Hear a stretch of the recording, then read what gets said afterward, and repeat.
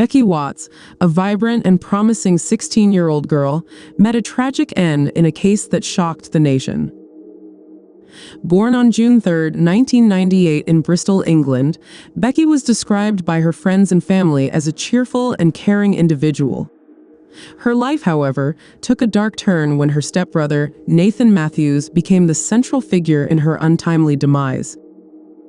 Becky's family was a blended one, typical of modern households. Her mother, Tanya Watts, was in a relationship with Darren Galsworthy, and together they formed a family with Becky, her younger brother Daniel, and Matthews, who was Darren's son from a previous relationship. By all accounts, the family seemed ordinary, with the usual dynamics of love, conflicts, and the complexities that come with step-sibling relationships. Becky had dreams and aspirations like any teenager. She was known for her kind heart and infectious laughter, making her a beloved presence in the lives of those around her.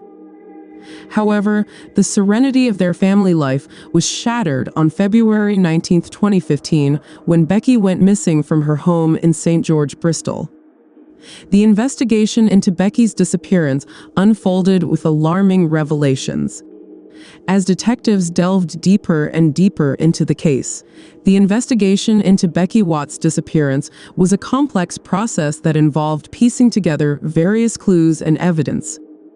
The police were meticulous in their efforts to uncover the truth behind her disappearance.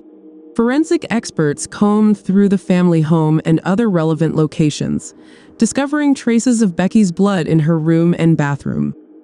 This critical evidence indicated a violent struggle and helped establish the fact that a crime had taken place within the household.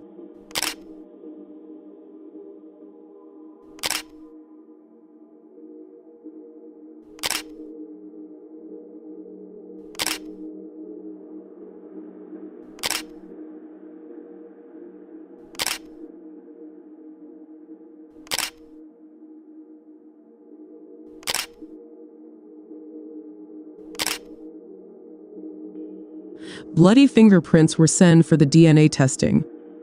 Police also find out a receipt of some tools in the house like a saw, goggles, gloves, and several face masks.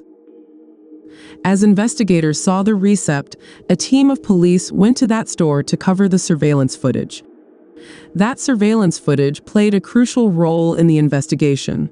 Detectives were able to obtain and analyze CCTV footage from the shopping store, identifying Nathan Matthews inside that store, buying the listed items mentioned in the receipt.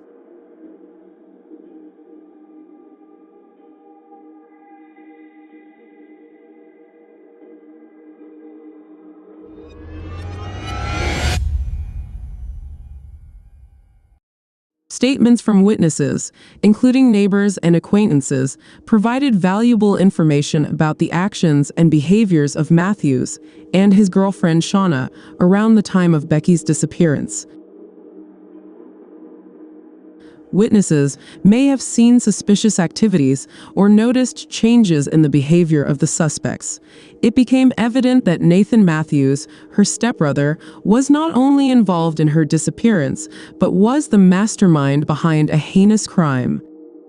The motive, as shocking as the act itself, pointed towards a disturbing plan to kidnap Becky, motivated by a desire of sexually deprived fantasies. So by this clue, the police analyzed the mobile phone records of Matthews, tracking his movements and communication leading up to, during, and after the time of Becky's disappearance. This digital evidence helped establish a timeline of events and implicated the suspects in the crime. Matthews was arrested, and by continuous struggles of police and investigators, Matthews admitted to tell the whole story. Matthews, 28 at the time, enlisted the help of his girlfriend, Shauna Hoare, in carrying out his sinister plot. The duo meticulously planned the abduction, using their knowledge of the family home to execute their chilling scheme. On that fateful day, as Becky was alone in her room, Matthews entered and subdued her with the intention of kidnapping her. This all was due to the fact that he hated his stepsister and always threatened to kill her.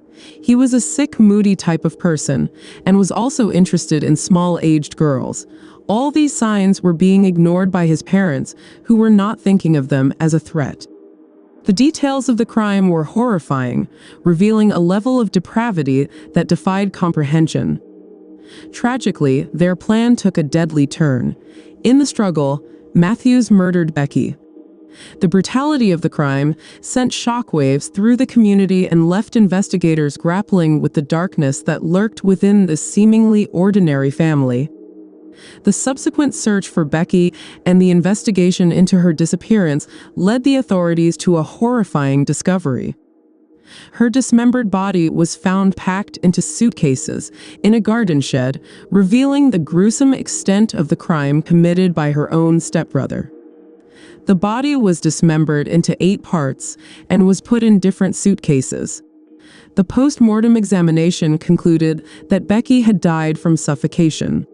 Legal proceedings began with the arrest of Nathan Matthews and Shauna Hoare, who were charged with Becky's murder. The trial, which commenced on November 2, 2015, laid bare the chilling details of the crime, leaving an indelible mark on those who followed the case. Both Nathan Matthews and Shauna Hoare were tried in court, and their statements and confessions played a pivotal role in building the case against them. Matthews eventually admitted to killing Becky, though he claimed it was an accidental death during a kidnapping attempt. On November 11, 2015, Nathan Matthews was found guilty of murder and sentenced to life imprisonment. The judge, Mr. Justice Dingemans, deemed him a danger to the public, setting a minimum term of 33 years before he would be eligible for parole. Shauna Hoare, convicted of manslaughter and conspiracy to kidnap, received a 17-year sentence. The legal proceedings not only served as a means of delivering justice for Becky Watts, but also prompted a reflection on the vulnerabilities within family dynamics and the potential for darkness to emerge from unexpected quarters. Becky's death sent shockwaves through the local community in Bristol. The news of a vibrant and beloved teenager meeting such a gruesome end deeply affected neighbors, friends, and classmates. Within the family, the impact was particularly devastating. The loss of a child is an unimaginable ordeal, and Becky's parents, Tanya Watts and Darren Galsworthy, faced an indescribable pain.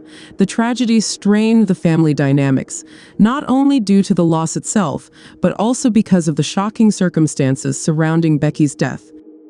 It can be reasonably inferred that they experienced a deep sense of betrayal and anguish. The revelation that Matthews, a member of their own family, was responsible for the heinous crime likely added an extra layer of complexity to the grieving process. Parents facing such a tragedy may grapple with conflicting emotions, trying to reconcile the love they once had for their child with the heinous actions committed. In cases like this, it is not uncommon for parents to express shock, disbelief, and heartbreak over the actions of the perpetrator, especially when that individual is a family member. The loss of Becky Watts stands as a tragic reminder of the fragility of life and the capacity for unimaginable acts within the seemingly ordinary facade of family relationships.